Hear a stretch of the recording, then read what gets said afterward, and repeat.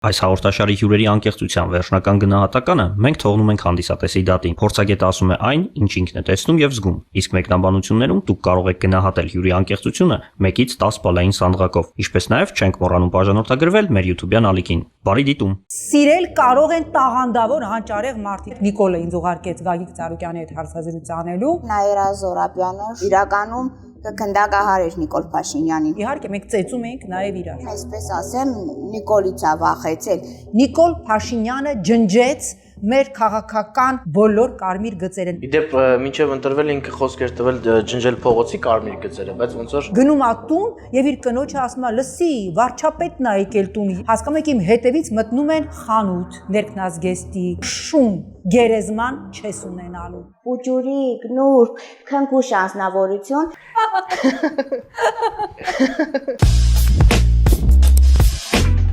Մեր հաղորդման գործընկերներն են Fest AM, համերգների, փառատոների եւ այլ միջոցառումների կազմակերպում եւ տեխնիկական մատակարարում, ժամանակավոր եւ հիմնական տաղավարների նախագծում եւ մոնտաժ, Կալիոնի, անգլիական էլեկտրոնային սիգարետների մասնագիտացված խանութների ցանց։ Կալիոնին օգնում է մարդկանց թողնել ծխելը առավել հեշտ տարբերակով։ Ընկերությունը հանդիսանում է Brit Blend էլեկտրոնային հեղուկների պաշտոնական ներկայացուցիչը։ Դեպի դերասանական ստուդիա 7 տարեկանից սկսած բոլոր այն անձիկ, ովքեր ուզում են դառնալ դերասան, հրավիրում ենք դեպի դերասանական ստուդիա, սովորելու լավագույն մասնագետների մոտ։ Մեր գործընկերների մասին մանրամասները հոլովակի նկարագրությունում։ մեր այսօրվա հյուրն է Նաիրա Զորաբյանը։ Տիկին Զորաբյան, դե պատմեք։ Շատ բան չի փոխվել իմ կյանքում, երբ որ ես հայտարարեցի կուսակցության գլխավոր քարտուղարի պարտականությունները վայր դնելու եւ ինչպես հասկացաք այլևս այս ընտրություններին հունիսի 20-ի չեմ մասնակցելու, բայց ես մի փոքր time out շահեցի, որտեղ իմ հեծանիվը արդեն ժանգոտում էր եւ ես անդադ ասում էի լավ կհասցնեմ, այս օրերի ընթացքում հասցրել եմ 3 անգամ Հրազդանի ձորում հեծանիվ քշել, հասցրել եմ գնալ սպորտ զալ եւ հասցրել եմ նկարել։ Ես երևի մի 4 տարի առաջ առել էի, յուղաներկեր եւ անընդհատ մտածում եմ, որ ես պետք է նկարեմ դեղին ռամաշկա, սպիտակ եւ սև ինչ-որ ֆոներով։ Ես սկսել եմ այդ նկարել։ Եթե ձեզ հյուր գա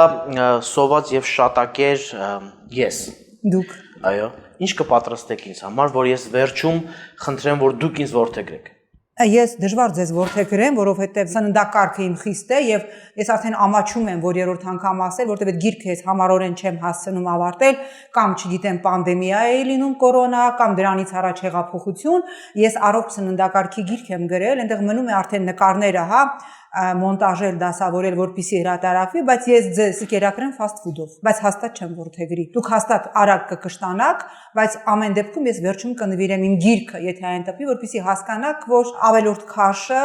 ինքը ծերացնում է, ավելորդ քաշը ինքը բոլոր հիվանդությունների աղբյուրն է եւ խորհուրդ կտամ ձեզ, ինչպես ես օրական 10 կիլոմետր քայլել, ես միացնում եմ վարքյանաչափս, հիմա մեր հարցազրույցից հետո դուրս եմ գալու, ինձ համար կարևոր չէ ձյուն է, անձրև է, արև է, շոգ է, ես 10 կիլոմետր Երևանով պիտի քայլեմ։ Ճիշտ է, Տիկին Զորաբյանը պատրաստել չի սիրում, բայց ուտելու հարցում էստետ է։ Եթե հնարավորություն լիներ ճաշել մի հայտնի գործչի հետ, ում հետ կճաշեք եւ ինչ թեմայով կխոսեք։ Թեկուզ համաշխարհային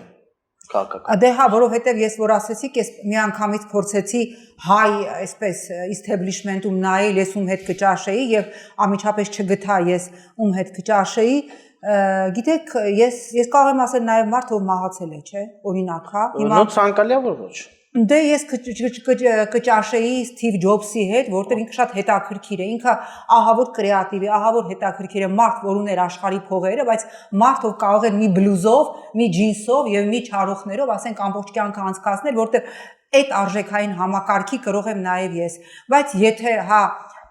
ողջերի մեջ ես կճաշեի Մոնիկա Բելուչիի հետ եւ կհարցնեի հավերժ գեղեցկության գաղտնիքը։ Ուշագրավ է իմ փաստը, որ Տիկին Զորաբյանը չցանկացավ ոչ մի քաղաքական գործչի հետ ընտրիկ կազմակերպեր։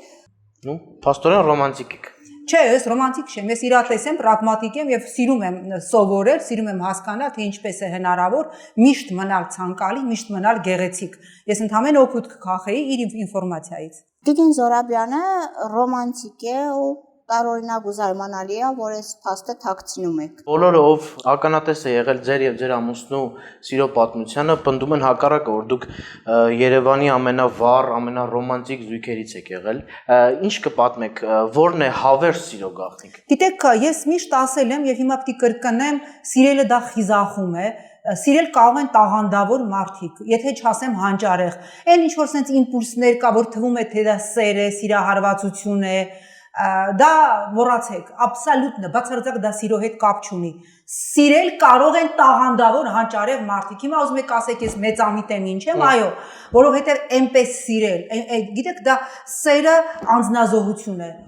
Սերը նա է, որ դու պիտի կարողանաս քո եսը զոհել։ Այո, շատ, եթե հիմա կհարցնեք հեշտ էր Սամվելի հետ ապրել, ոչ բացարձակապես բարդ էր, որտեղ ինքը խելահեղ տղամարդ էր, ինքը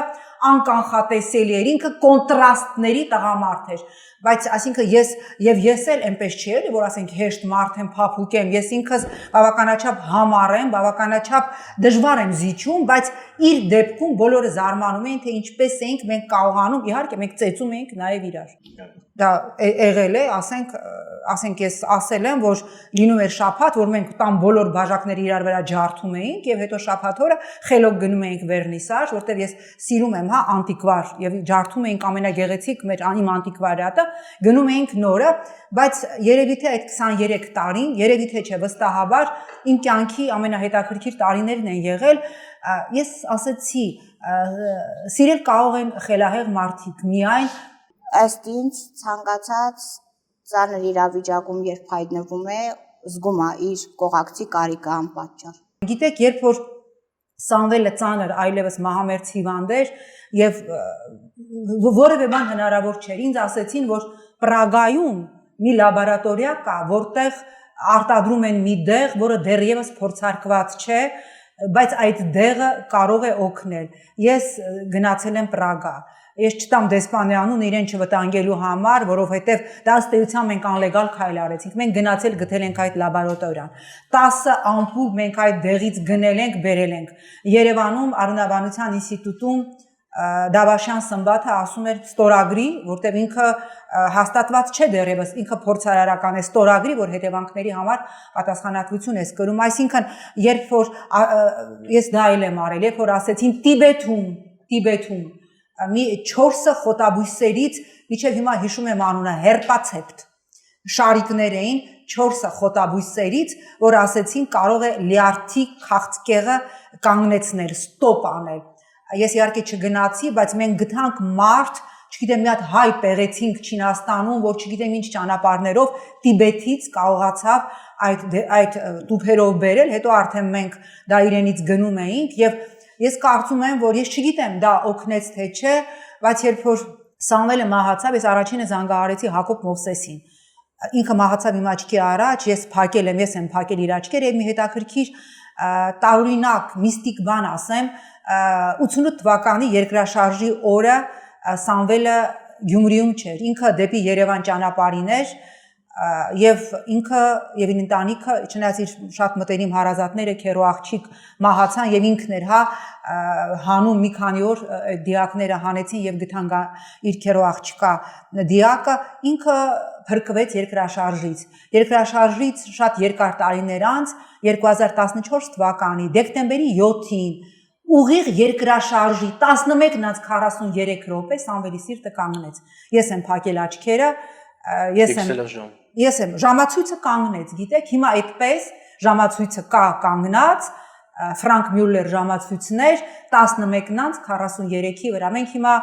եթե ֆինանսներ լինի Գյումրիում տանը, Սամվելի տանը անելու ենք թանգարան եւ այդ ժամացույցը լինելու է այդտեղ։ Ապշելու բաներ 11:43 երկրաշարժի օրը, երկրաշարժի ժամին Սամվելի սիրտը կանգնեց։ Իրականում Տիգին Զորաբյանը շատ սիրել է իր ամուսնուն ու շատ մեծ սեր է ունեցել։ Տիգին Զորաբյան, այս հատվածում ուզում եմ խոսել ձեր եւ Գագիկ Ծառուկյանի հարաբերությունների մասին, որովհետեւ դուք առաջի հատվածում ասացիք, որ արդեն վայր եք դրել ձեր կուսակցական լիազորությունները։ Ինչպիսին էին առաջ եւ հիմա։ Գիտեք, նորմալ, ես ասեմ, որ 2004 թվականին եմ ես ծանոթացել Գագիկ Ծառուկյանի հետ, Նիկոլը ինձ ուղարկեց Գագիկ Ծառուկյանի հետ հարցազրույց անելու հայկական ժամանակում, այդպես ծանոթացանք եւ ես հիշում եմ, որ այդ ժամանակ Գագիկ Ծառուկյանը ասեց, այդպիսի մտադրություն չունեմ, բայց եթե երբևէ մտադրություն ունենամ կուսակցություն բացելու, քեզ հրավիրեմ կգաս, դե ասեցի, երբ որ բացեք հրավիրեք կմտածեմ 2005-ից արդեն եղավ խոսակցությունները, որ Ծառուկյանը բացելու է կուսակցություն, 2006-ին մենք հանդիպեցինք, ինքը ինձ հրավիրեց անդամակցել Բարգավաճ Հայաստանի եւ ես հիշում եմ իմ ապրումները, ես հիշում եմ հոկտեմբեր ամիսներ, ամեն օր ես գալիս էի հայկական ժամանակ, ասում էի վсё, այսօր Նիկոլին ասելու եմ, որ ես դուրս եմ գալիս։ Ու ամեն օր իմ համարձակությունը չէր բավարարում եւ այդպես մի քանի ամիս ասում էի վсё, այսօր ես Նիկոլին ասելու եմ, որ դուրս եմ գալիս։ Ի վերջո իմ համարձակությունը բավարարեց։ Ես նոյեմբերի տենց հոկտեմբերից մինչև նոյեմբերի վերջ 2 ամիս ամեն օր չէի բավարարում համարձակությունս, գնում էի խմբագրություն, ասում էի, չէ, պետք է ասել, որ մարդն էլ իմանա ինչ որ փոխարինող բերի բան, ու նոյեմբերի վերջին իմ համարձակությունը բավարարից, ասեցի Նիկոլ, ես մինչև մեզ մոտ այդպես էր հայկական ժամանակում, աշխատանքային վերջի օրը տարվա դեկտեմբերի 25-ն էր, ասեցի ես մինչև դեկտեմբերի 25-ը կաշխատեմ, ես մտնում եմ քաղաքականություն, շատ ծանր խոսակցություն եղավ իմ ու Նիկոլի միջև, ինքը ասում էր, որ դա սխալ է, բայց հետո ինքը նույն սխալ ճանապարհով գնաց, ասում էր, որ դու մտնում ես գայլերի մեջ եւ գայլային օրենքներ ա, դու չես կարող եւ ինքը մտավ քաղաքականություն եւ ինձնից հետո մի 2 տարի հետո ինքը մտավ քաղաքականություն, բայց ես այդ որոշումը կայացրեցի, ես եղել եմ Բարգավաճ Հայաստանի հիմնադիրներից մեկը, Բարգավաճ Հայաստանով ես 2007 թվականից մինչև հիմա խորհրդարանի падգամավոր եմ, ես ասել եմ եւ դա իմ որոշումն է, ես չեմ խոսելու Բարգավաճ Հայաստանի մասին։ Այն օրը լրագրողներից մեկը ասեց վախենում եք Գագիկ Ծառուկյանից կամ ոչ, ես որևէ մեկից չեմ վախենում, որովհետեւ ես չեմ արել բան, որ վախենամ, որ ինչ որ բան կասեմ իմ մասին էլ ինչ որ բան կասեն, ոչ, պարզապես ես ինձ եմ հարգում, որովհետեւ Բարգավաճ Հայաստանը, ինչպես նաեւ հայկական ժամանակը, ինձ շատ են հարցնում, ինչի՞ չեք խոսում հայկական ժամանակում Նիկոլ Փաշինյանի մասին, ինչպիսին էր ինքը եւ այլն, ես ասում եմ ոչ, հայկական ժամանակը 10 տարի եղել է իմ կյանքի մի կարևորագույն հատվածը, ես հարգում եմ իմ եւ Նիկոլի անցած ճանապարհը հայկական ժամանակում, ինչպես ես հարգում եմ իմ եւ Գագիկ Ծառուկյանի անցած ճանապարհը Բարգավաճ Հայաստանում, իրենք իմ հանդեպ պահում են կոռեկտություն, Բարգավաճ Հայաստանում ես ունեմ ընկերներ եւ իրենց հետ մենք հանդիպում ենք եւ իրենց հետ մենք հանդիպելու ենք, կյանքը չի ավարտվում այդ կուսակցական նեղ կապանքներով, ես հիմա շատ ավելի ազատ եմ կուսակցական կապանքներից, որտեվ գիտես հիմա ես լինեմ անկեղծ, կուսակցությունը պարտադրում է իր խաղի կանոնը, դու կարող է համաձայն չլինես այս կամ այն նախագծի հետ, բայց եթե քո խորհրդարանական քո խմբակցությունը որոշում է, կուսակցությունը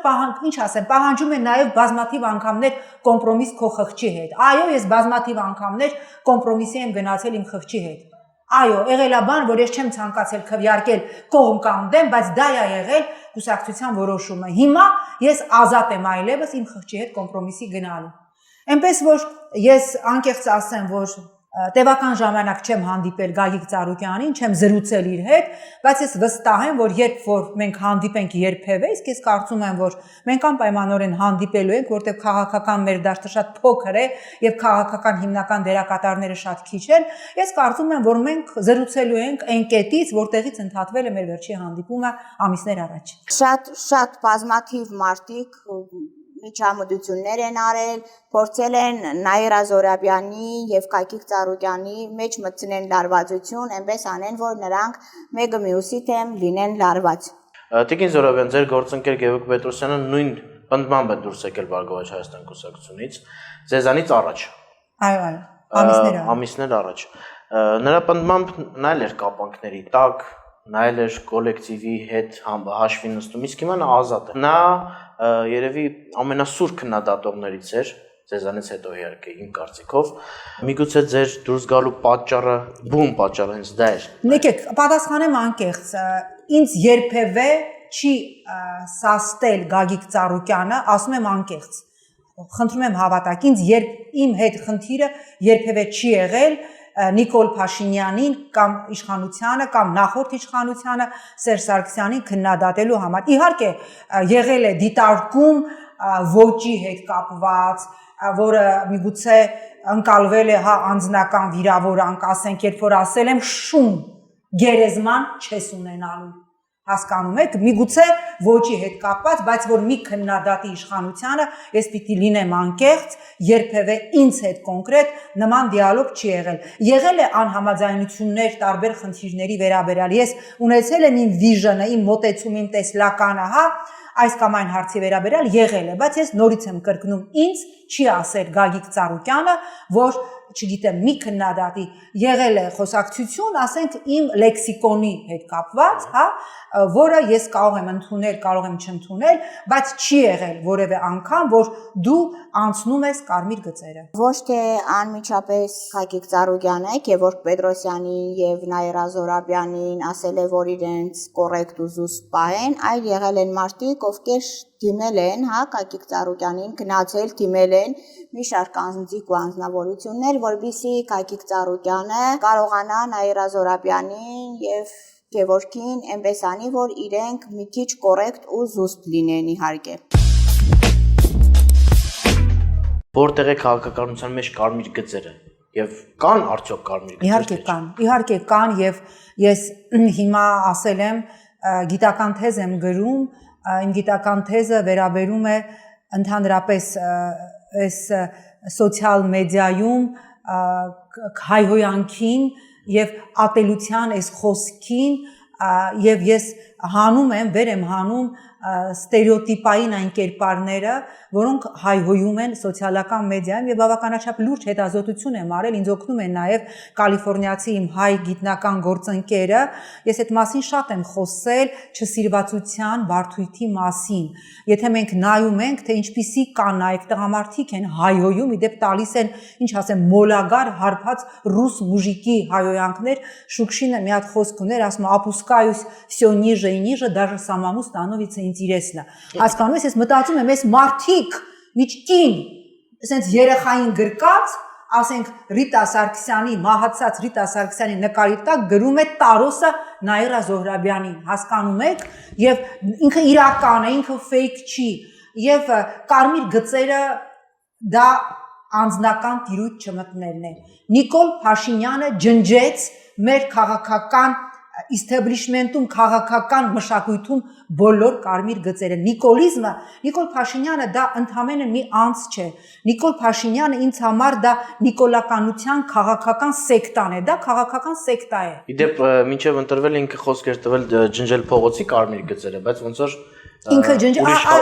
Լևոն ջան, իրավացեք, ինքը ջնջեց, հասկանում եք, ես երբևէ ինձ ասում են, բայց ինչ ես մեղադրում Նիկոլին։ Ի վերջո Նիկոլը հոչի ծնել այս մարդկանց, չէ, Նիկոլը չի ծնել այս մարդկանց, այս հայհոյող, չար, նեգատիվ, չէ, պարզապես նախկինում նրանք լուսանցքում էին, նախկինում նրանք վախենում էին գալ, նրանք մասովկա էին, հա, իսկ հիմա նրանք առաջնագիծ են, նրանք հիմնական դերակատար են, նրանք կինոյի հերոսն են, հասկանում ես, երբ որ Նիկոլը կանգնում է մարդուն, հա, ով ասենք ունի զերոյական IQ, նրան ասում է դու 3 միլիոն վարչապետերից մեկն ես, հասկանում եք, նա գիտի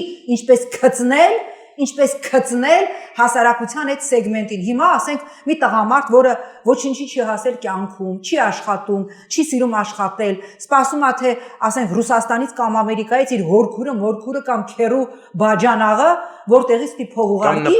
կամ նպաստ գնում է տուն եւ իր կնոջը ասում է լսի, վարչապետն է եկել տուն, ես 3 միլիոն վարչապետերից մեկ եմ։ Նիկոլը կարողացավ շատ ճիշտ մանիպուլացնել այդ սեգմենտին եւ հիմա այդ սեգմենտը սարսափում է, որ Նիկոլը կգնա, որտեղ Նիկոլը, ես ասել եմ, իրենց հայելային արտացոլումն է։ Նիկոլը այդ սեգմենտի հայելային արտացոլումն է։ Նրանք կարճած են Նիկոլից։ Նրանք վախենում են, որ Նիկոլը գնա, որտեղ իրանք նորից կմղվեն երկրորդ պլան, որտեղ իրենց ոչ մեկ չի գծնելու։ Իրենց ես նայում եմ հիմա Նիկոլի երեկվա նաև այսօրվա ասենք հավաքել է ինչ որ մարդկանց, հա, հողագործների, ես հարգում խոնարհվում եմ, հա, հողի մշակի արչև, բայց մարդկանց հետ խոսում է, ասենք ես չգիտեմ, դեմարկացիայից, դելիմիտացիայից մարդիկ լսում են, մարդը խնդիր ունի, հա, մարդը հացի խնդիր ունի, նա սպասում է թե իր սոցիալական խնդիրը ոնց են լուծելու, բայց Նիկոլին պետք է մեսեջներ ուղարկել միջազգային հանրությանը, պետք է մեսեջներ ուղարկել Ալիևին, ինքը պարզապես շատ կեղտոտ ձևով օգտագործում է այդ ազնիվ սեգմենտին, որը պարզապես մոլորյալ է, մոլորյալ։ Ես երբեմն ջղայնանում եմ իրենց վրա, երբեմն ասում եմ, որ իմ պայքարը նաև այդ սեգմենտի դեմ է, այո, որտեղ Նիկոլը գնալու է։ Նիկոլը անպայմանորեն գնալու է, նա այսօր կլինի, վաղը կլինի, ընտրությունով կլինի, հետընտրական գործընթացներով կլինի, նա գնալու է, բայց այդ սեգմենտը մնալու է, այդ սեգմենտը դեռևս առաջնագծում է, հա, այդ սեգմենտը, որին ամեն օր ասել են դու վարչապետ ես, եւ այդ ծույլ անբանը հասկանում ես, որ ընդհանրապես նստած հայհոյում է եւ չի ուզում աշխատել եւ նրա խնդրը ոչ թե իր դժբախտությունն է, իր անգործությունն է, նրա խնդրը իմ եւ ձեր բարեկեցությունն է, հա, նա մնալու է առաջնագծում։ Մենք պիտի այդ մարդկանց ասենք, որ քո խնդրը ոչ թե Նաիրա Զոհրաբյանն է, որ կարողանում է իր աշխատանքով բարեկեցիկ ապրել, այլ քո խնդրը քո ուղեղն է, քո մտածելակերպն է, որ դու չես ուզում քո կյանքում ոչինչ փոխել։ Ես 17 տարեկանից աշխատում եմ։ Ես 17 տարեկանում ընդունվել եմ Թատերական ինստիտուտ, ես գերազանցությամբ ավարտել եմ դպրոցը, 17 տարեկանում ընդունվել եմ Թատերական ինստիտուտ եւ զուգահեռ ես ստացել եմ Վահրամ Փափազյանի անվան անվանական կրթաթոշակ եւ ես գումար եմ բերել տուն, հասկանում եք, եւ ես գումար եմ բերել տուն եւ 17 տարեկանից ըստ էության ես աշխատում եմ եւ հիմա ահա այդ սեգմենտը նստած հայհոյում է, ինձ իմ երեխային, իմ ընտանիքը հայհոյում է միայն այն պատճառով, որ ես իմ աշխատանքով, ես չեմ ասում հաջողակ ես, միգուցե հաջողակ եմ, բայց ես հասել եմ դրան իմ աշխատանքով։ Ահա Նիկոլը ջնջեց այդ բոլոր կարմիր գծերը, հասկանում եք, այսօր չկա մի կարմիր գիծ բարոյականության, երբ որ նայում ենք իրենց ֆեյքերը, որոնք աշխատացնում են իրենց падգամավորները, հասկանում եք, իմ հետևից մտնում են խանութ, ներքնազգեստի, իմ հետևից, չգիտեմ, մտնում են խանութ, որտեղ ես փորձել եմ մուշտակ, որը չեմ գնել, որտեղ թանկ էր, բայց իրանք ամիջապես դա նկարում են, տեղադրում են իրենց падգամավորի կողմից կառավարվող, ղեկավարվող ֆեյքում եւ գրում են հələ մի հատ տես է, այս ինչքան փող ունի, որ ես վերարկուն առնում եմ։ Այո, ես ինձ կարող եմ թույլ տալ գնել ինչ ուզում եմ։ Ինչ ուզում եմ եւ որքան ուզում եմ եւ դա ես վաստակել եմ իմ աշխատանքով։ Ես ուզում եմ ուշադրություն դարձնենք նրա վրա, որ 2018-ին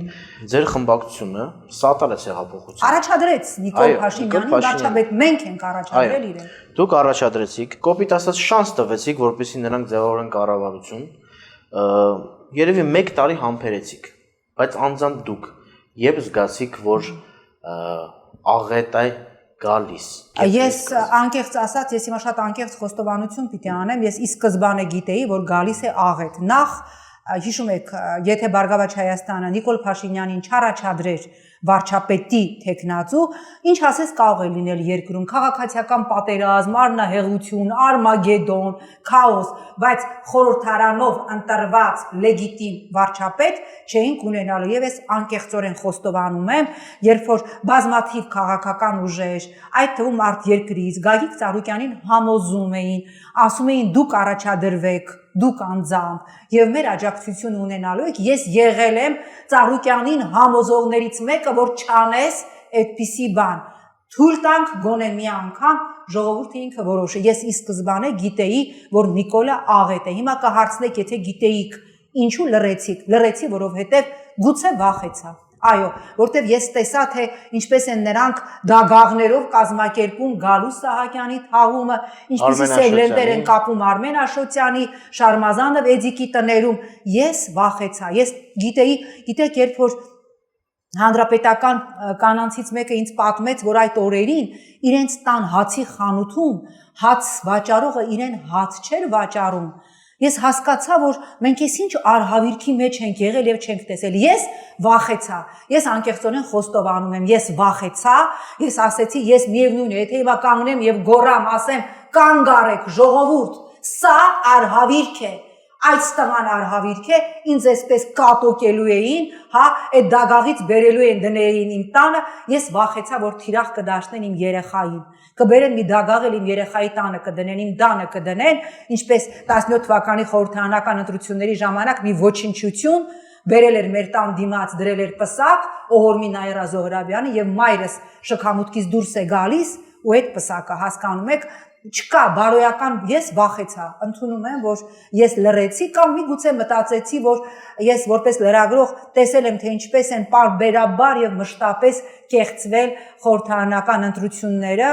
ես մտածեցի որ գուցե մի անգամ ժողովրդին տանք սխալվելու իրավունք որտեղ ըստ էության ինչ է դեմոկրատիան մեծամասնության նաև սխալվելու իրավունքն է այո սխալվելու իրավունքն է հա ես հասկանում եմ որ ես չպիտի լռեի ես հասկանում եմ որ ես չպիտի վախենայի այդ դագաղներից որովհետև վախենալով դագաղներից եւ սև լենտերից մենք հետո ունեցանք 5000 դագաղներ 5000 եւ ավելի սև լենտեր սա է պատճառը որ 18 թվականին ես գիտեի բայց մի անկեղծ նաև բան ասեմ Ես գիտեի, որ ինքը արհավիրք է, բայց իմ մտքի ծայրով անգամ չէր կարող անցնել, որ Նիկոլը գալու է եւ հանձնելու է Արցախը, որտեղ ես ասել եմ, հիմա նորից ասեմ, նոյեմբերի 1-ին, երբ որ ընդհանրապես խոսակցություն չկար Շուշիի մասին դեռ, ես նոյեմբերի 1-ին Մոսկվայում էի եւ Մոսկվայում շատ ես իրավունք չունեմ տալու մարդկանց անունները, իրենց թույլտվությունը չունեմ, շատ բարձրաստիճան պաշտոնյաներ ինձ ասեցին, որ Նիկոլը ստորագրելու է կապիտուլյացիոն փաստաթուղթ։ Ես իրենց ասել եմ, ես ձեռքս կկտրեմ, ես գիտեմ, որ Նիկոլը խնդիրներ ունի adekvatության հետ։ Ես գիտեմ, որ ինքը ծայրահեղ պոպուլիստ է։ Ես գիտեմ, որ ինքը, չգիտեմ, մի լայքի համար պատրաստ է ամենավերջի անհեթեթությունները ասել, բայց Նիկոլը դավաճան չի։ Նիկոլը դավաճան չի, ես դա ասել եմ, թե Պուտինի աշխատակազմում հանդիպման ժամանակ, թե Պետդումայում առաջի դեմքերի հետ Դումայի հանդիպման ժամանակ, թե Դաշնային խորհրդում, հետո արդեն փետրվարին, երբ որ ես կրկին գնացի Մոսկվա, նույն մարդկանցում ես հանդիպեցի, ասեցի, դուք ճիշտ էիք, ես սխալ, ես թերագնահատել եմ անբարոյականության, հայրենադավության եւ դավաճանության իր կարմիր գծերը։ Հեղափոխության ժամանակ Տիգին Զորաբյանը պաշտպանել է Նիկոլ Փաշինյանին, այն ժամանակվա համար գլոբալ ինքը մտածել է, որ ինքը ճիշտ է արել ու ինքը չի փոշմանել իր կատարած արարքի համար։ Հետ պատերազմյան շրջանում Գագիկ Ծառուկյանը մեծ եւ ճոխ հարսանի կազմակերպեցի որդու համար նվերի Այ կուզում լսել ձեր կարծիքը։ Գիտեք, ես չեմ պատասխանելու այդ հարցին, անկեղծ ասում եմ, չեմ պատասխանելու, որովհետև ես ինձ համար ունեմ տաբու, ես եթե պատասխանեմ սուտ եմ ասելու, իսկ ես չեմ ուզում ստել, դրա համար ես ընտրում եմ չպատասխանելու տարբերակը։ Նայրա Զորաբյանը, եթե խոսեր, ուրեմն կասեր այն ճշմարտությունը, որը ցավոտ կլիներ հենց անձամբ Ծառուկյանի համար ու իր ընտանիքի Դրա համար էլ ինքը լռեց։ Իսկ եթե վերաձևակերպենք հարցը, այդ պատերազմյան նույն շրջանում, եթե Նիկոլ Փաշինյանը կազմակերպեր իր երեխաներից մեկի հարսանիքը, կպատասխանեք թե ոչ։ Ես չեմ պատասխանի, որովհետև դա ասոցացվելու է կրկին Գագիկ Ծառուկյանի հետ, բայց այնպես չի էլի, որ հետպատերազմյան շրջանում, գիտեք, Նիկոլ Փաշինյանի դեմքին պատերազմ, ես հիշում եմ ամսի 11-ին իր լայվը, եւ ես նայում էի իր հայացքին, եւ ես չտեսա զղջում չտեսա կարեկցանք, հասկանում եք, մարդը միակ պատասխանատու եւ միակ մեղավորն է հանձնված Արցախի եւ մարդը, հիշում եք, մեղադրեց բոլորին։ Այդ թվում նույն Գագիկ Ծառուկյանին ասեց, չգնաց Շուշին ազատագրելու, ում ասես մեղադրեց մայրերին, որ ասեց ձեր ամուսիններին պահում եք ձեր փեշի տակ, գիտեք, սա անբարոյականության վերջն է։ Ես ընտանիք գիտեմ, որտեղ երկու որդիներն է մայրը կորցրել։ Ժողովուրդը տվեց այս պատերազմին ինչ որ ուներ, տվեց իր տան օջախը մարեց, բայց նա երեք էլ ինչ որ էլի մեղադրում էր, բոլորը մեղավոր են։ Ընդդիմությունը հիմնական։ Բնականաբար ընդդիմությունն է մեղավոր, հա, ասենք ինքը խոսում է մեր սուվերեն սահմանները զիջելու մասին, ինքը ասում է, որ ես պատրաստ եմ միակողմանի հետ քաշել հայկական զորքերը Հայաստանի սուվերեն սահմանից եւ մեզ մյուսներին մեղադրում է Ադրբեջանի ազդեցության գործակալ լինելու մեջ։ Սա աբսուրդ է, բայց գիտեք, ես քանի որ իրեն լավ գիտեմ, իր բոլոր այդ ենթաշերտերը, իր բոլոր բարդությունները, այդ ամենը ես լավ գիտեմ, ձեզ համար միգուցե զարմանել, ինձ համար դա Նիկոլն է եւ ընդհանրապես վերջ։ Եթե Նիկոլ Փաշինյանի երեխաներից որևիցե մեկը ամուսնանար ու լիներ նման հարսանիք, հաստատ մի լավ շան լապ կլցնեին գլխին։ Եթե հնարավորություն ունեք ժամանակը ետ տալու եւ մեկ կրակոցով վերացնելու Նիկոլ Փաշինյանին, որպեսզի փրկվեին 5000 զոհված տղաներ, կհամարձակվեք արդյոք սեղմել ձգանը։ Այո, Այո, ես միգուցե շատ դաժան բան եմ ասում, բայց եթե դրա գինը լինելու էր, գիտեք, ես Շուշի, ես այնքան ցավ եմ ապրում, որ մենք այնքան հետաքրքիր պրոյեկտներ ունեինք Շուշիի հետ կապված ու ես անդադ հետաձգում էի, ասում էի լավ մի հատ ծրագրել էինք նոյեմբերի վերջին գնալ Շուշի, այնտեղ մշակութային մեծ պրոյեկտներ ունեի, ես շատ մտերիմ հարաբերությունների մեջ եմ Հորդանանի արքայադուստը Ռիմ Ալ-Ալիի հետ, ինքը արմատներով մոր կողմից հայուհի է, եւ այնքան հետաքրքիր պրոյեկտներ ունեինք եւ հետաքրքիր է Արցախի արդեն Թուրքին հանձնված տարածքներում։ Ես ամեն օր փակում եմ աչքերս եւ մտածում եմ, որ սա վատ երազ է, որ մենք կզարթնենք եւ Շուշին էլի հայկական է, Հադրութը հայկական է, մենք չենք գնա վախվորած, չենք անցնի Գորիս-Կապան այդ 23 կիլոմետրը, այսպես որ հանկարծ չկանգնեցնեն, չգերեվարեն եւ ինձ ամեն անգամ չեն ասի, գիտես, ադրբեջանցիները ֆիքսում են քեզ, հատկապես դե գիտեք, ես այնտեղ հայտարարված եմ, հա, թիվ 1 թշնամի Ադրբեջանում եւ Թուրքիայում, գերեվարվելու քո հավանականությունը մեծ է, չգիտեմ, գան դիմավորեն, այս հատվածով սենց արագ անցնենք եւ այլն եւ այլն, այո, ես այդ ձգանը կձգեի։ Ես երբևէ կողմ չեմ եղել հաշվեհարդարների, ես հիմա էլ գտնում եմ, դե լինենք անկեղծ, հասարակության մի հատված կա, որ ասում է տվեք Նիկոլին եւ ես կպատառոտեմ։ Ես ասում եմ ոչ, ես երեկ էլ եմ ասել, Նիկոլը գնալու է այս ընտրություններով, ես դրան հավատում եմ, բայց մենք չպիտի թույլ տանք հաշվեհարդար, վենդետա։ Ես կանգնելու եմ այն հասարակության հատվածի, որը ուզում է հոշոտել Նիկոլի եւ Նիկոլի միջեւ, որտեղ Նիկոլը պիտի կանգնի դատարանի առաջ։ Նրա կնոջ եւ նրա քաղաքական էլիտայի նեմեսիսը, չկներեք, Նյուրնբերգը, նեմեսիսը հակառակ ասացի։ Նեմեսիսը այդ ձգանն էր, որտեղ ձգանից խոսեցինք։ Նյուրնբերգը անպայմանորեն պիտի լինի։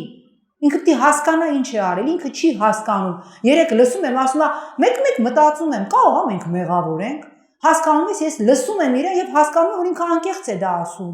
Ինքը իսկապես չի հասկանում, ինքը ինչ է արել։ Եթե հասկանար, ես վստահ եմ, նոյեմբերի 11-ին ինքը կամ ինքնասպան կլիներ, չէր թողի, որ դուք հիմա այդ հարցը մեզ տայիք, ինձ տայիք կամ մեկին տայիք, ինքը ինքնասպան կլիներ։ Ինչպես արեց, գիտեք, ես այդ օրինակը երեկ էլ եմ վերել, երբ որ 45 թվականին երկրորդ համաշխարհայինում Հիտլերը պարտվեց, հասկանում եք, եթե այն ժամանակ, եթե նա գնար ընտրության, հա, ես դες վստահեցնում եմ մեծամասնություն էր վերցնելու, որտեվ այդ ժամանակվա դեռևս Գերմանիայում մթնոլորտը այնպիսին էր, որ ինքը դեռևս ուներ 100,000-ավոր աջակիցներ, բայց մարդ ինքնասպան եղավ։ Հիմա, եթե Նիկոլը նոյեմբերի 10-ին ինքնասպան չի եղել, հասկանում եք, նա այսօր կարող է ասել, բայց արդյոք ես միակ մեղավորն եմ, ես կամ կարծոք մենք մեղավոր ենք, նա իսկապես չի հասկանում ինքը ինչ է արել։ Սա է խնդիրը, ամփոփելով, այո, այդ ձգանը ես կքաշեի։ Այս հարցին Նաիրա Զորաբյանը շատ անկեղծ գտնվեց, ինքը իր մեջ ուժ կգտներ ու իրականում կքնդակահարեր Նիկոլ Փաշինյանին։ Վրաստանում Վարդերի հեղափոխությունը, Ուկրաինայում նարնջագույն հեղափոխությունը, Հայաստանում Թավշյա հեղափոխությունը։ Կա օրինաչափություն։ Միանշանակ կա, ես շատ մանրամասն ուսումնասիրել եմ գունավոր հեղափոխությունների մեխանիկան եւ այո, Հայաստանում եւս տեղի է ունեցել գունավոր հեղափոխություն։ Այո, ես չգիտեմ, դրա անունը ինչ ուզում, միգուցե միանշանակ ինքը իմպուլսիվ էր, բայց ակնհայտորեն այստեղ արտաքին խաղացողները եղել են եւ ակնհայտորեն դրանք եղել են սորոսական մետաստազները, որոնք այդ նույն սխեմայով, եթե մենք հիմա օրինակ նայում ենք, նույն կոդերը ինչպես իրենք աշխատացրեցին Նիկոլ Փաշինյանի դեպքում հասարակությանը տալու, գիտեք այդ դմբ հուն, դրանք պատահական չեն, դրանք ուրեմն Իռլանդիայում, հա, դրանով փորձում էին անձրևի հոգուն, հա, քշել, որպիսի բերքը լավ լինի, իսկ ինքը ազդում է մարդու ենթագիտակցության վրա, եւ եթե մենք հիմա նայում ենք այդ նույն կոդերը, ինչով որ եկավ Նիկոլը այդ հասարակությանը, նույն կոդերը իրանք պաս տվեցին, կներեք այդ բարի համար Զելենսկուն, նույն կոդերով սկսեց հանրության հետ աշխատել Զելենսկին, այսինքն նույնը Սահակաշվիլին Վարդերի հեղափոխության ժամանակ, այսինքն այս սորոսական կոդերը հասարակությանը մանիպուլացնելու նույն բառերը, նույն մեսիջները մանտրայի նման անընդհատ կրկնելու դուք հզոր եք, սիրում եմ, խոնարհվում եմ, Դուխով։ ժողովուրդ, դուխով, եւ իրենք երբ որ մենք ես հիմա նաև իմ աշխատության համար կարևորը ես վերլուծում եմ թե իրենք ինչպես էին վարում հենց այդ բառն էլ ասում եմ վարում հանրահավաքը իրենք օրինակ ինչի տապալվեցին 17-ի հանրահավաքները որին մասնակցում էի նաև ես հա որտեղ ես իրենց ասում էի սխալ եք անում դուք մարդը գալիս է որ դու իրեն տաս հանձնարարություն Մարդը գալիս է, դուք վեր եք կենում, ես էլ խոսում ենք, ասում ենք Նիկոլ Դավաճան, Նիկոլ հեռացիր, ասում եմ, բայց ես կարող եմ տանը նստեմ, այդ ամենը իսկ Նիկոլը տալիս էր հանձնարարություն, ասում էր, այ դուք կգնաք, այսօր ժամը 9-ին ձեր բալկոններում կվերցնեք այն կաստրուլբաները, կափարիչները, կաստրուլյաները, նա գալիս էր տուն, որտեղ իրեն կարևորել են, իրեն տվել են հանձնարարություն, իրանք այդ ամբողջ գունավոր հեղափոխության տեխնոլոգիաները իրանք կիրառեցին ամենտեղ, այս սորոսական խունտան որ ես վստահ եմ, որ ես էլի լինելու եմ խորհրդարանում, որտեղ ես չեմ հավատում այս խորհրդարանի երկարակեցությանը, եւ եթե նայել եք, նույն սխեման կրկնվում է, հա, խորհրդարանները տարի-տարուկես Վրաստանում, Ուկրաինայում անդադ փոխվել են եւ ցավոք սրտի Հայաստանը եւս բացառություն չի լինելու, այսինքն օրինաչափությունը այս կարգի հետ սովետական երկրներում արտաքին ուժերի արևմտյան ուժերի ուղակի միջամտությամբ հեղափոխություն անել իրենք վերցնում են մի իրենց գնահատմամբ խարիզմատիկ կերպար, հա, Նիկոլը իդեպ ասեմ ինքը մի առավելություն ունի, ինքը վախ չունի։ Իսկապես ինքը վախ չունի, ինքը պատրաստ է գնալ վաբանկ։ Օրինակ ես քաղաքականության մեջ ինչ քայլ որ անում եմ, ես դնում եմ երկու թուղթ պլյուսները եւ մինուսները գրում եմ եւ սկսում եմ հաշվել։ Ճիշտ է, սխալ է, ինչքան կտուժեմ, ինքը չէ։ Հիմա ես ունեմ, չէ, մի քանի հետաքրքիր առաջարկներ, ես մտածում եմ, բա որ սխալվեմ, բա որ այսպես։ Ինձ առաջարկ եղավ անցողի կուսակցություններից մեկի ցուցակում, եւ ես վստահաբար կանցնեի, բայց ես եկա քննարկեցի, մտածեցի, այո, ոչ, արդյոք սխալ է, արդյոք ճիշտ է եւ հասկացա, որ ոչ։ Այս փուլում ինձ պետք է վերցնել time out։ Նիկոլը չունի վախ։ Նիկոլը երբեք չի մտածում, որ ինքը կպարտվի։ Եվ քանիցս ինքը պարտվել եւ իրեն բանաստեղծությունը, որ ինքը գրել էր, ես պարտվել եմ, ես տեսել եմ համը, պարտության ինքը բացարձակ անկեղծ է։ Ինքը չի կոտրվում, դա իր ամենամեծ պլյուսն է։ Եվ ահա այդ ուժերը, այդ արևմտյան, հա, հեղափոխություններ կառավարող ուժերը գտնում են այդպիսի մեկին, որը չունի բարձր IQ, որը չունի վախ, որը իրենց ասած դուխովն է եւ տալիս են այդ կոդերը հասարակությանը մանիպուլացնելու եւ արդյունքում մենք ունենում ենք պարտված պետություն, արդյունքում մենք ունենում ենք հանձնված հողեր։ Սա այո, ցավոք սրտի օրինաչափություն է։ Ես տեսնում եմ, որ Ռոբերտ Քոչարյանի կողմից, այսինքն ոչ անձամբ Ռոբերտ Քոչարյանը, այլ իր կուսակցության կողմից մարդիկ արել են Նաիրա Զորաբյանին առաջարկ, որ Նաիրա Զորաբյանը մտնի տվյալ կուսակցության մեջ։ Տիկին Զորաբյան, կուզեմ նշեք Հայաստանի 30 տարվա ընթացքում Հայաստանի ամենահայամետ քաղաքական գործիչ։ Մեկ հոգու։ Շատ բարդ հարց տվեցիք, ահա որ բարդ հարց տվեցիք։ Չեմ ուզում ինչ-որ տենց բան ասեմ, բառ ասեմ, որը կլինի, օրինակ ասեմ Մոնթեն, որտեվ ես իր գործունեության այդպես ծանոթ չեմ կարող, հա, դա կարող է այդպես ճիշտ ընկալվել, բայց դա ազնիվ չի լինի, որտեվ կստացվի, որ ես կեղծեցի։ Չէ, կդժվարանամ պատասխանել։ Իսկապես չեմ կարող հիմա ասել, որովհետև նախ շատ չեմ հիշում 90-ականները, դա ազնիվ չի լինի, որ ասեմ շատ հիշում եմ։ Ինձ համար օրինակ լեգենդ է Վանոն, բայց ես չգիտեմ ինքը ամենահայամետ գործիչն է թե չէ։ Ես իրեն մի քանի անգամ եմ տեսել գրողների միությունում, Հրանտ Մաթեոսյանի սենյակում եւ մի քանի անգամ եմ զրուցել եւ շատ հետաքրքիր մարդ է ինքը, բայց ես չեմ կարող ասել ինքը ամենահայամետն է թե չէ, բայց որ ինքը հայ է, որ ինքը արունով հայ է, որ ինքը մանկուրտ չէ, ինչպես սրանք, դա այդպես է։ Եթե հիմա Նաիրա Զորաբյանը եւ Վանո Սիրադեղյանը հանդիպեին, հաստատ Նաիրա Զորաբյանը շատ երկար խոսելու բան կունենար Վանո Սիրադեղյանի հետ։ Տիկին Զորաբյան, հնչեղ փաստեր կան ձեր մասին, որոնք ես առանձնացրել եմ։ Ու հնչեղ փաստերից մեկն է, որ դուք այժմ ամենակենդանասերներից եք, եթե ոչ ամենակենդանասերը։ Այո։ Նախագծերով հանդես եք եկել։ բայց հրապարակումներ եղան, որ դուք ունեք թանկարժեք մուշտակ, ունեք նկար որսորդական զենքով, ուզում եմ այդ փաստը մեկնաբանեք, որպեսզի բոլորի համար հասկանալի ինչ պայմաններում է եղել եւ ինչի մասին ընդհանրապես։ Так, ես ֆանտաստիկ կենթանասեր եմ եւ իմ նախագիծը քրեական օրենսգրքում կենթանիների հանդեպ դաժան վերաբերմունքը քրեականացնելու անգամ ես Բրիջիտ Բարդոն ինձ գրեց եւ շնորհակալություն հայտնեց այդ նախագծի համար, անդրադառնանք մուշտակներիս։ Իմ մուշտակները այո թանկ են, բայց ես այդ հարցին քանիցս պատասխանել եմ։ Միլանում եւ Փարիզում, եթե ուզում են, կարող եմ խանութների տեղն էլ ասեն, կար խանութներ, որտեղ կան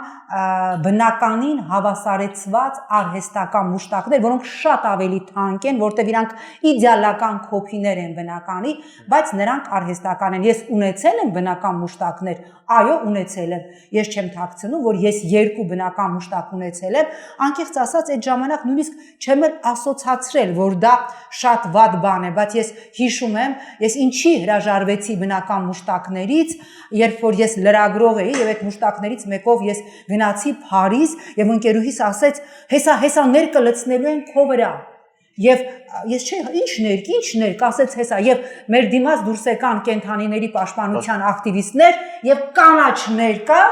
լցրեցին իմ այդ մուշտակի վրա, ես չհասկացա, ասեցի, բայց ինչի համար, ինձ ասեցին, բասա բնական մուշտակ ես դու հագել, չի կարելի, նոր ես այդ ժամանակ գիտակցեցի, թե ես ինչ եմ անում։ Եվ այդ ասեց, այստեղ կան խանութներ, Փարիզում էր դա, հետո Միլանում ինձ այդ խանութը տարան, որտեղ կան շատ ֆանտաստիկ կոպիներ բնականի, որոնք գրեթե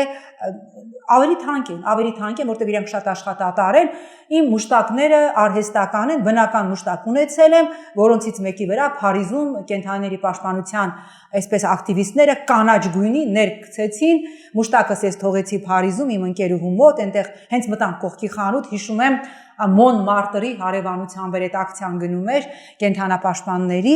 եւ գնեցի մի վերարկու, սև վերարկու, որը հետո նվիրեցի մանկատան երեխաներին զենքով, հա, դե հասկանալի է։ Որսորդական։ Միգուցե ես չգիտեմ, զենքերից ես չեմ տարբերում, ես հիշում եմ, որ ես նոր էի падգամավոր դարձել, այդ ժամանակ ոստիկանապետը Վլադիմիր Գասպարյանն էր եւ այդ ժամանակ падգամավորներին օրինական զենք էին տրամադրում։ Ես դիմեցի ոստիկանապետին ասելով, որ խնդրում եմ ինձ տրամադրեք ինձ հասանելիք օրինական զենքը, չգիտես ինչի Վլադիմիր Գասպարյանը փորձեց որոշեց այդ հարցը ճշտել Գագիկ Ծառուկյանի հետ եւ Գագիկ Ծառուկյանն ասեց Աստծո սիրուն իրեն զենք չտրամադրես, մեզ փորձանքի մեջ չգցես։ Այնպես որ զենքի հետ ես շատ լավ կրակում եմ, տիրում կարող են գնալ միասին, 10-ից 10 ես կրակում եմ, ես միջատ անգամ ոչնչացրած չկա, մեր տանը որ մտնում է ճանճ, ասենք ես թաթիկներից, հա, եթե լարվում եմ հետևից, հա, թաթիկներից բռնում եմ, պատուհանից գցում եմ դուրս։ Մտածել, որ ես կարող եմ կենթանու վրա կրակել, գիտեք, ասենք դա ինչ ասեմ, դա ինձ համար կլինի սրբափխծություն։ Ճիշտ է, Նաիրա Զորաբյանը սիրում է կենտանիների, բայց այստեղ 50-50 է իր իմիջի հարցն է այստեղ։ Տիկին Զորաբյանն փաստ է, որ 17 կուսակցությունների հանրահավաքներին սկզբնական հատվածում դուք ակտիվ ելույթ եք ունենում, նաև ձեր խմբակցությունը, բայց գնալով մարեց ձեր ակտիվությունը հենց 17 կուսակցություններին։ Շրջանառում են լուրեր, որ կար լիդերի խնդիր։ 17-ում, այո, ես 17-ում կար, այո, լիդերի խնդիր, նախ պիտի ասեմ, որ իմ պահով մեր կուսակցությունը որոշեց, որ ես ավելի պիտի նվազեցնեմ, հա, իմ այսպես առաջնագծում լինելը, ինչի հետ ես համաձայն չէի, եւ ես նորից եմ կրկնում, 17-ի ֆորմատը չստացվեց, որովհետեւ 17-ը մի քանի բեկումնային պահեր բաց թողեց, երբ որ կարող էր անցնցում վերցնել իշխանություն։ Դեք ժողովուրդը չի հոգնել է, երբ որ ասում են դե ժողովուրդը այն քրիտիկական մասան, որ ակնկալում ենք չեկա, պարտադիր չի։ Եթե ինձ համար շատ ավելի կարևոր է, որ այնտեղ կար որակ, այնտեղ կար էլիտա։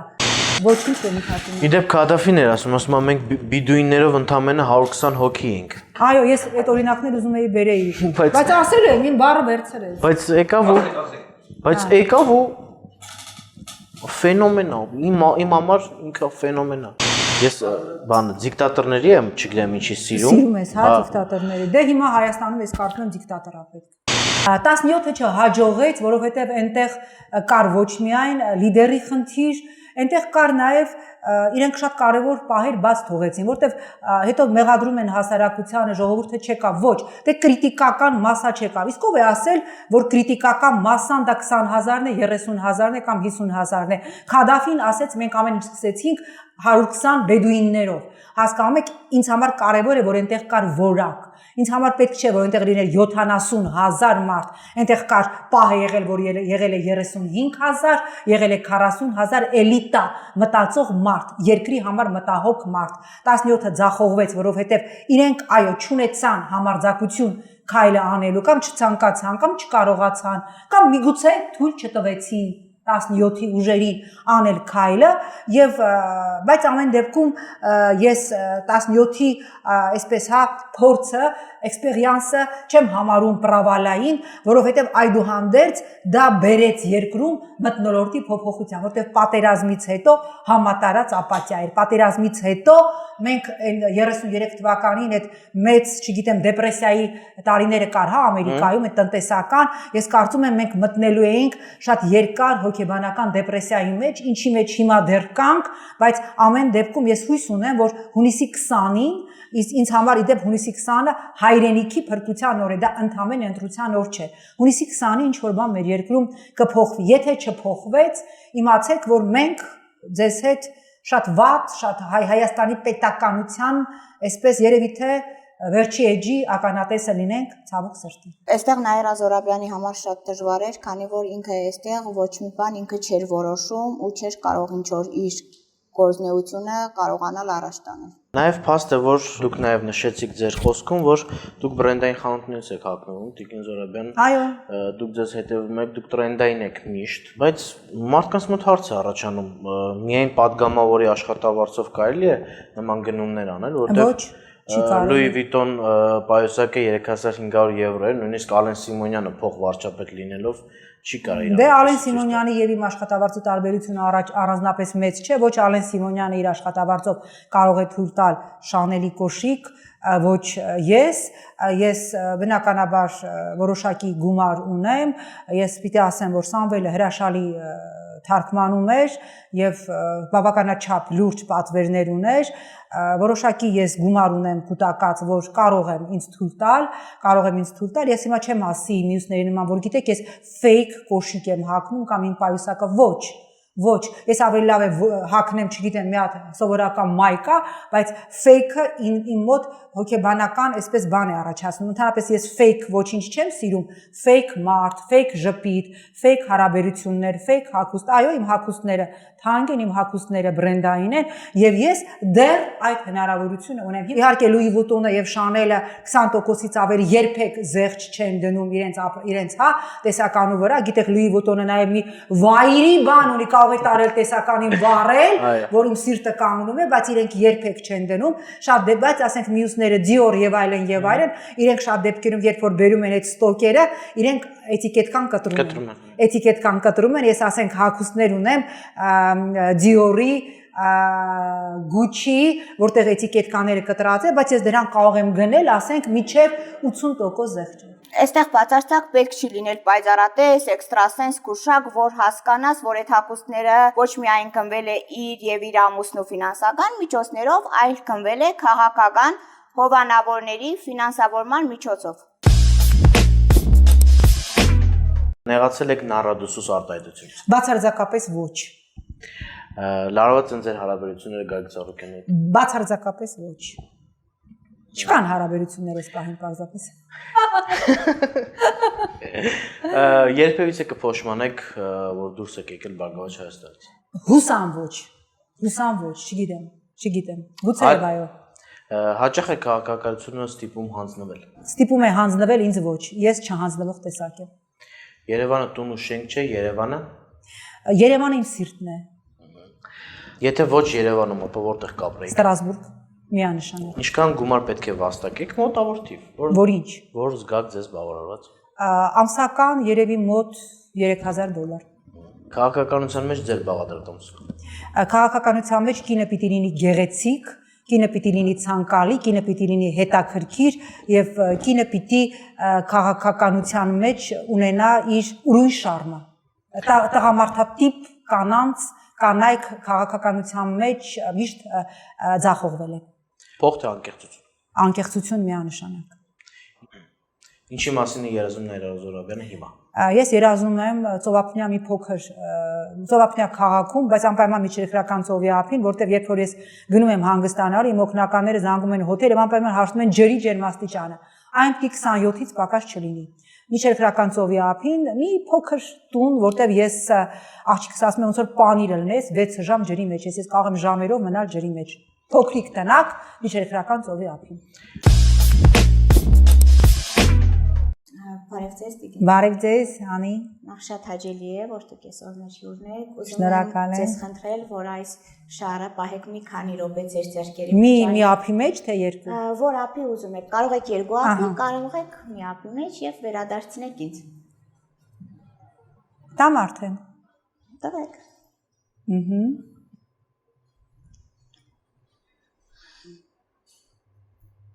Իրականում Տիկին Զոհրաբյան, երբ որ ձեզ չէի տեսել, հա, իրական կյանքում միշտ մտածում էի, որ դուք այսպես շատ անվախ, խիզախ, ոչ մի բանից չեք վախենում, այսպես ինչ ուզում ասում, անում եք, բայց իրականում ձեր այդ խիզախ դեմքի, այս խիզախ հոգու մեջ կա շատ մի հատ ուջուրիկ, նուրբ, քնքուշ անձնավորություն, որ շատ քիչ մարդիկ են տեսնում, որ իրականում Տիկին Զոհրաբյանը շատ դրական Նախ ամենակարևորը, ես չգիտեմ իմ մնացած եթերներում ես միշտ գնահատում եմ մարդու բարոյական կողմը ու հենց այս ուղիղ իմաստով եմ ասում, որ ես ձեզ տեսնում եմ շատ բարոյական կին, խելացի կին եւ նորից եմ ուզում ասել, որ դուք պատկանում եք այն կանանց դասին, ովքեր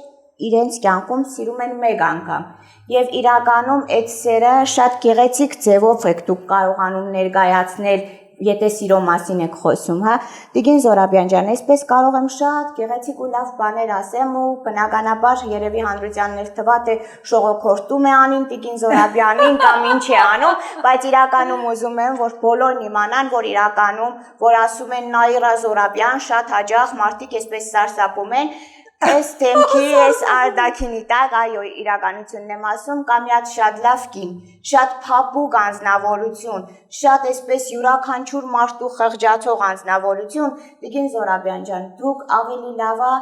որոշ ժամանակ, եթե իհարկե իմ կարծիքը հաշվի եք առնում եւ իհարկե ընդունում եք որպես խորհուրդ, կխնդրեմ, որ որոշ ժամանակ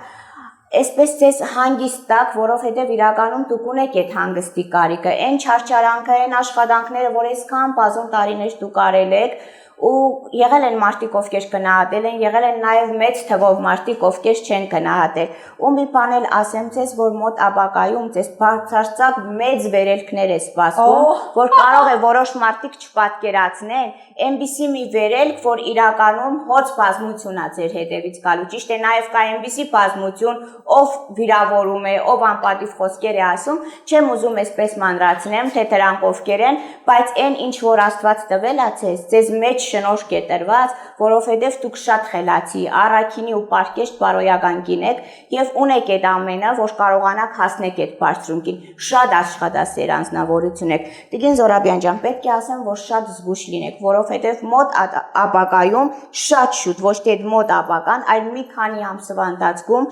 իրականում ձեզ նաեւ սպասվում է շատ մեծ վտանգ ու դժբախտություն։ Եթե մի փոքր զգուշ ու զգոն լինեք, շատ հնարավոր է, որ այդ ամենը դուք կարողանաք շրջանցեք։